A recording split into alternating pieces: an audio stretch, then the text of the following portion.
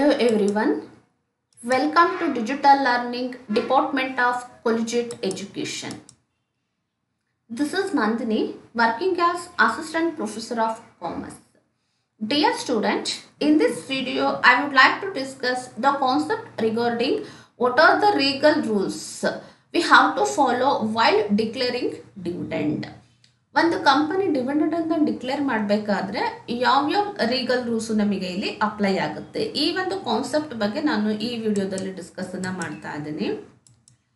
The objectives and as well as the session outcome of this video is we will be able to understand what are the legal rules a company has to follow or what are the legal rules which are applied regarding declaration of dividend. Okay, ಯಾವ್ಯಾವ rules ಈ ಒಂದು dividend ಡಿಕ್ಲರೇಷನ್ಗೆ ಇದೆ ಅನ್ನೋದನ್ನ ನಾವು one by one ನೋಡ್ಕೊಳ್ತಾ ಹೋಗೋಣ. The first legal rule regarding dividend declaration is there is no legal obligation on the part of a company to declare dividend to its share holder. That means when there is a loss incurred by the company and when we do not have sufficient profit in order to declare the dividend, in such a cases there is need not to be declare any dividend ಅಂತ ಅಂದ್ರೆ ಇಲ್ಲಿ first ಒಂದು legal rule ಏನ್ ಹೇಳುತ್ತೆ ಅಂತ ಅಂದ್ರೆ ಕಂಪನಿಗೆ ಏನಾದ್ರೂ ಲಾಸ್ ಇನ್ಕರ್ಡ್ ಆಗಿದ್ರೆ ಅಥವಾ ಕಂಪನಿಯ ಪ್ರಾಫಿಟ್ ಪೊಸಿಷನ್ ಅಷ್ಟು ಚೆನ್ನಾಗಿಲ್ಲ ಅಂತ ಅಂದ್ರೆ ಅಂತ ಸಿಚುವೇಶನ್ಸ್ ಅಲ್ಲಿ ನಾವು ಡಿವಿಡೆಂಡ್ ಅನ್ನ ಡಿಕ್ಲೇರ್ ಮಾಡಲೇಬೇಕು ಅನ್ನೋ ಯಾವುದೇ ಒಂದು ಲೀಗಲ್ ಆಬ್ಲಿಗೇಷನ್ ಇಲ್ಲ. We can declare dividend only when we have sufficient amount of profit and as well as a very good cash position. ಕಂಪನಿಯ ಕ್ಯಾಶ್ ಪೊಸಿಷನ್ ತುಂಬಾ ಚೆನ್ನಾಗಿದ್ರೆ ಮತ್ತೆ ನಮ್ಮ ಪ್ರಾಫಿಟ್ ಪೊಸಿಷನ್ ತುಂಬಾ ಚೆನ್ನಾಗಿದೆ ಅಂತ ಅಂದ್ರೆ ಅಂತ ಒಂದು ಟೈಮಲ್ಲಿ ನಾವು ಡಿವಿಡೆಂಡ್ ಅನ್ನ ಡಿಕ್ಲೇರ್ ಮಾಡಬೇಕಾಗುತ್ತೆ. ಏನಾದರೂ ಲಾಸ್ ಆಗಿದ್ರೆ ಅಥವಾ ಪ್ರಾಫಿಟ್ ಪೊಸಿಷನ್ ತುಂಬಾ ಸಫಿಷಿಯೆಂಟ್ ಆಗಿಲ್ಲ ಅಂತ ಅಂದ್ರೆ ಡಿವಿಡೆಂಡ್ ಡಿಕ್ಲೇರ್ ಕಂಪಲ್ಸರಿ ಮಾಡಲೇಬೇಕು ಅನ್ನೋ ಯಾವುದೇ ಒಂದು ಲೀಗಲ್ ಆಬ್ಲಿಗೇಷನ್ ಒಂದು ಕಂಪನಿಯ ಪಾಯಿಂಟ್ ಆಫ್ ವ್ಯೂ ಇಂದ ಇರೋದಿಲ್ಲ. This is one of the first thing. ನಾವು ಅನ್ಕೊಂತೀವಿ ನಾವೇನಾದ್ರೂ ಶೇರ್ಸ್ ಮೇಲೆ ಇನ್ವೆಸ್ಟ್ಮೆಂಟ್ ಮಾಡಿದೀವಿ ಅಂದ್ರೆ 100% ನಮಗೆ ಡಿವಿಡೆಂಡ್ ಕೊಡಲೇಬೇಕು ಆ ಥರ ಏನಿರೋದಿಲ್ಲ. ಹಾಗಾಗಿ ಈಕ್ವಿಟಿ ಶೇರ್ಸ್ ಮೇಲೆ ಇನ್ವೆಸ್ಟ್ಮೆಂಟ್ ಮಾಡೋರು ಯೂಶುವಲಿ ಯಾರಾಗಿರ್ತಾರೆ ಅಂತ ಅಂದ್ರೆ the investors those who are ready to bear ರಿಸ್ಕ್ನ ತಗೊಳ್ಳೋರು ಮಾತ್ರ ಈ ಒಂದು ಶೇರ್ಸ್ ಅಲ್ಲಿ ಇನ್ವೆಸ್ಟ್ಮೆಂಟ್ ಮಾಡ್ತಾರೆ. ಬಿಕಾಸ್ ನಮಗಿಲ್ಲಿ 100% ಡಿವಿಡೆಂಡ್ ಕೊಡ್ತಾರೆ. ಅದೇ ಡಿಬೆಂಚರ್ ಮೇಲೆ ಇನ್ವೆಸ್ಟ್ಮೆಂಟ್ ಮಾಡಿದ್ವಿ ಅಂತ ಅಂದ್ರೆ ನಮಗೆ ಇಂಟ್ರೆಸ್ಟ್ ಕೊಡ್ತಾರೆ. ಆದರೆ ಶೇರ್ ಮೇಲೆ ನಾವು ಇನ್ವೆಸ್ಟ್ಮೆಂಟ್ ಮಾಡಿದ್ದೀವಿ ಅಂತ ಅಂದರೆ ನಮಗೆ ಡಿವಿಡೆಂಡ್ ಕೊಡಲೇಬೇಕು ಅಥವಾ ಕೊಡ್ತಾರೆ ಅನ್ನೋಕ್ಕೆ ಯಾವುದೇ ಒಂದು ಲೀಗಲ್ ಆಬ್ಲಿಗೇಷನ್ಸ್ ಅಂತ ಇರೋದಿಲ್ಲ. ಪ್ರಾಫಿಟ್ಟು ಮತ್ತು ಕ್ಯಾಶ್ ಪೊಸಿಷನ್ ಚೆನ್ನಾಗಿದ್ರೆ ಮಾತ್ರ ಡಿವಿಡೆಂಡ್ ಡಿಕ್ಲೇರ್ ಮಾಡ್ಬೋದು, otherwise need not to be declare. Okay, second rule ಏನು ಹೇಳುತ್ತೆ ಅಂತ ನೋಡೋಣ. Under companies act dividends can be paid out of current profit or post profit after providing for depreciation. ಇದನ್ನ ನಾನು first ವಿಡಿಯೋದಲ್ಲೂ ಕೂಡ ಹೇಳಿದ್ದೆ. The company should declare only out of current year profit or from the reserve which is created especially for the declaration of dividend. ಕಂಪನಿನಲ್ಲಿ ಇರುವಂತಹ ಯಾವುದ್ಯಾವುದೋ ಅಮೌಂಟನ್ನು use ಮಾಡ್ಕೊಂಡು ನಾವು dividend ಅನ್ನ declare ಮಾಡೋ ಹಾಗಿಲ್ಲ. ಡಿವಿಡೆಂಡ್ ಅನ್ನ ಡಿಕ್ಲೇರ್ ಮಾಡಬೇಕು ಅಂತ ಅಂದ್ರೆ it should be either current year profit or past profit which is created especially for declaration of dividend. ತುಂಬಾ ರಿಸರ್ವ್ಸ್ನ ಕ್ರಿಯೇಟ್ ಮಾಡ್ಕೊಂಡಿರ್ತೀವಿ, ಹಾಗಂತ ಎಲ್ಲ ರಿಸರ್ವ್ ಅಮೌಂಟನ್ನ ಯೂಸ್ ಮಾಡಿಕೊಂಡು ನಾವಿಲ್ಲಿ ಡಿವಿಡೆಂಡ್ ಡಿಕ್ಲರೇಷನ್ ಮಾಡೋದಕ್ಕೆ ಬರೋದಿಲ್ಲ. ಡಿವಿಡೆಂಡ್ ಡಿಕ್ಲರೇಷನಿಗೆ ಅಂತಾನೆ ನಾವೇನಾದರೂ ಪಾಸ್ಟ್ ಇಯರ್ಸ್ ಇಂದ ಏನಾದರೂ ರಿಸರ್ವ್ನ ಕ್ರಿಯೇಟ್ ಮಾಡಿದೀವಿ ಅಂತ ಅಂದ್ರೆ ಆ reserve amount plus current year profit ಈ ಎರಡು ಅಮೌಂಟಿಂದ ಕಂಪನಿಗಳು ಡಿವಿಡೆಂಡ್ ಅನ್ನ ಡಿಕ್ಲೇರ್ ಮಾಡ್ಬೋದು.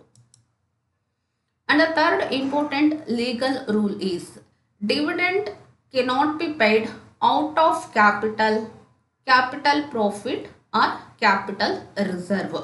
ಯಾವ ಒಂದು ಅಮೌಂಟಿಂದ ಡಿವಿಡೆಂಡ್ ಅನ್ನ ಡಿಕ್ಲೇರ್ ಮಾಡಬೇಕು, ಹಾಗೇನೆ ಯಾವ ಅಮೌಂಟನ್ನ ನಾವಿಲ್ಲಿ ಡಿವಿಡೆಂಡ್ ಡಿಕ್ಲರೇಷನ್ಗೆ ಯೂಸ್ ಮಾಡ್ಕೊಳ್ಳೋ ಹಾಗಿಲ್ಲ. ಈ ಎರಡು ಕಾನ್ಸೆಪ್ಟ್ ನಮಗೆ ತುಂಬಾ ಕ್ಲಿಯರ್ ಆಗಿ ಗೊತ್ತಿರಬೇಕಾಗುತ್ತೆ. ಕರೆಂಟ್ ಇಯರ್ ಪ್ರಾಫಿಟ್ ಮತ್ತೆ ಡಿವಿಡೆಂಡ್ ಡಿಕ್ಲರೇಷನ್ಗೆ ಅಂತಾನೆ ರಿಸರ್ವ್ನ ಕ್ರಿಯೇಟ್ ಮಾಡಿದೀವಿ ಅಂತ ಅಂದ್ರೆ ಆ ಎರಡು ಅಮೌಂಟನ್ನ ನಾವಿಲ್ಲಿ ಡಿವಿಡೆಂಡ್ ಡಿಕ್ಲರೇಷನ್ಗೆ ಯೂಸ್ ಮಾಡ್ಕೋಬಹುದು. ಹಾಗಾದ್ರೆ ಯಾವ ಅಮೌಂಟನ್ನ ನಾವಿಲ್ಲಿ ಯೂಸ್ ಮಾಡ್ಕೊಳ್ಳೋದಕ್ಕೆ ಬರೋದಿಲ್ಲ ಅಂತ ಅಂದ್ರೆ ಕ್ಯಾಪಿಟಲ್. ಕಂಪನಿಯ ಕ್ಯಾಪಿಟಲ್ನ ಯೂಸ್ ಮಾಡಿಕೊಂಡು ವಿ ಕಾಂಟ್ ಡಿಕ್ಲೇರ್ ಡಿವಿಡೆಂಡ್.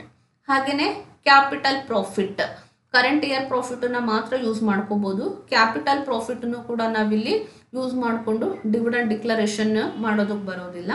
ಹಾಗೆಯೇ ಕ್ಯಾಪಿಟಲ್ ರಿಸರ್ವ್, ಡಿವಿಡೆಂಡ್ ಡಿಕ್ಲರೇಷನಿಗೆ ಅಂತಾನೆ ರಿಸರ್ವ್ನ ಕ್ರಿಯೇಟ್ ಮಾಡಿದರೆ ಮಾತ್ರ ಆ ಅಮೌಂಟನ್ನ ಯೂಸ್ ಮಾಡ್ಕೋಬೋದು. ಬಟ್ ಕ್ಯಾಪಿಟಲ್ ರಿಸರ್ವ್ ಏನಿರುತ್ತೆ ಇದನ್ನು ಕೂಡ ನಾವಿಲ್ಲಿ ಡಿವಿಡೆಂಡ್ ಡಿಕ್ಲರೇಷನ್ಗೆ ಯೂಸ್ ಮಾಡ್ಕೊಳ್ಳೋದು ಬರೋದಿಲ್ಲ. ಹಾಗಂದರೆ ಕ್ಯಾಪಿಟಲ್ ಪ್ರಾಫಿಟ್ ಮತ್ತು ಕ್ಯಾಪಿಟಲ್ ರಿಸರ್ವ್ ಇದು ಯಾವುದನ್ನು ಕೂಡ ನಾವಿಲ್ಲಿ ಡಿವಿಡೆಂಡ್ ಡಿಕ್ಲರೇಷನ್ಗೆ ಯೂಸ್ ಮಾಡ್ಕೊಳ್ಳೋ ಹಾಗಿಲ್ಲ.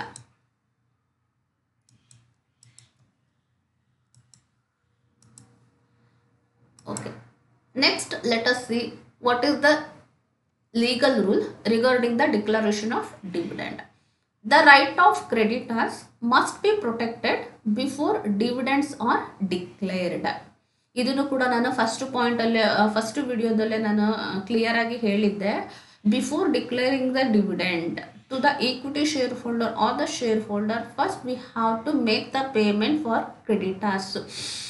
ನಾವು ಶೇರ್ ಹೋಲ್ಡರಿಗೆ ಡಿವಿಡೆಂಡ್ ಡಿಕ್ಲರೇಷನ್ ಮಾಡೋದಕ್ಕಿಂತ ಮೊದಲು first we have to protect the interest and as well as the right of the creditors. ಇಲ್ಲಿ ಕ್ರೆಡಿಟರ್ಸ್ ಅಂತ ಅಂದರೆ ನಮಗೆಲ್ಲ ಗೊತ್ತಿರೋ ಹಾಗೆ ಬ್ಯಾಂಕ್ಸ್ ಆಗಿರ್ಬೋದು, ಫಿನಾನ್ಷಿಯಲ್ ಇನ್ಸ್ಟಿಟ್ಯೂಷನ್ಸ್ ಆಗಿರ್ಬೋದು, ಡಿಬೆಂಚರ್ ಹೋಲ್ಡರ್ಸ್ ಆಗಿರ್ಬೋದು, ಯಾರು ನಮಗೆ ಈ ಥರ ಫಂಡ್ಸನ್ನೆಲ್ಲ ಕೊಟ್ಟಿರ್ತಾರೋ ಅವ್ರಿಗೆ ಪೇಮೆಂಟ್ ಮಾಡಬೇಕಾಗುತ್ತೆ ಫಸ್ಟ್. ಅಂತಂದರೆ ಅವ್ರದ್ದು ಇಂಟ್ರೆಸ್ಟ್ ಆಗಿರ್ಬೋದು ಅಥವಾ ಪ್ರಿನ್ಸಿಪಲ್ ಅಮೌಂಟ್ ಆಗಿರ್ಬೋದು ಅದನ್ನೆಲ್ಲ ಪೇಮೆಂಟ್ ಮಾಡಿ ಇನ್ನು ರಿಮೈನಿಂಗ್ ಅಮೌಂಟ್ ಏನು ಉಳ್ಕೊಳ್ಳುತ್ತೋ ಅದರಲ್ಲಿ ನಾವು ಡಿವಿಡೆಂಡನ್ನು ಡಿಕ್ಲೇರ್ ಮಾಡಬೇಕಾಗುತ್ತೆ. ಫಸ್ಟ್ ಡಿವಿಡೆಂಡ್ ಡಿಕ್ಲರೇಷನನ್ನು ಮಾಡಿ ಇನ್ನು ರಿಮೈನಿಂಗ್ ಅಮೌಂಟಲ್ಲಿ ಆಮೇಲೆ ನಾವು ಕ್ರೆಡಿಟರ್ಸಿಗೆ ಕೊಡ್ತೀವಿ ಅಂತ ನಮಗೆ ಇಲ್ಲಿ ರೂಲ್ ಇಲ್ಲ. ನಮಗೆ ಇರೋ ಪ್ರಕಾರ ಕಂಪನೀಸ್ ಆ್ಯಕ್ಟ್ ಪ್ರಕಾರ ನಮಗಿರುವಂತಹ rules, first we have to make the payment for the ಕ್ರೆಡಿಟರ್ಸಿಗೆ ಮಾಡಬೇಕಾಗಿರುವಂತಹ ಎಲ್ಲ ಪೇಮೆಂಟನ್ನು ಫಸ್ಟ್ ಸೆಟಲ್ ಮಾಡಿ only afterwards we have to make payment to the equity share holder in the form of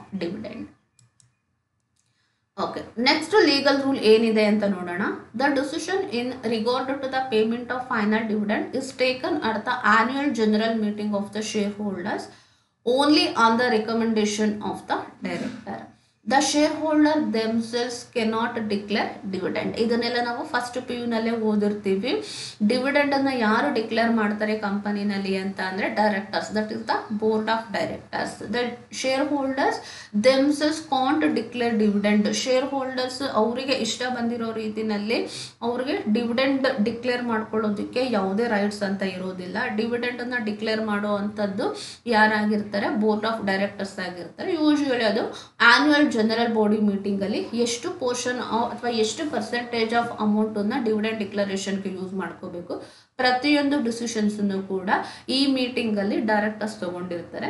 ಅದಕ್ಕೆ ಶೇರ್ ಹೋಲ್ಡರ್ಸು ಕೂಡ ಒಪ್ಕೋಬೇಕಾಗುತ್ತೆ. ಇವರೇ ಸಪ್ರೇಟಾಗಿ ಅದಕ್ಕೆ ಯಾವುದೇ ಒಂದು ಡಿವಿಡೆಂಡ್ ಡಿಕ್ಲರೇಷನಿಗೆ ಡಿಸಿಷನ್ಸನ್ನು ತಗೊಳ್ಳೋದಕ್ಕೆ ರೈಟ್ಸು ಶೇರ್ ಹೋಲ್ಡರ್ಸಿಗೆ ಇರೋದಿಲ್ಲ. ಆ ರೈಟ್ ಇರುವಂಥದ್ದು only for the director, that is the board of directors.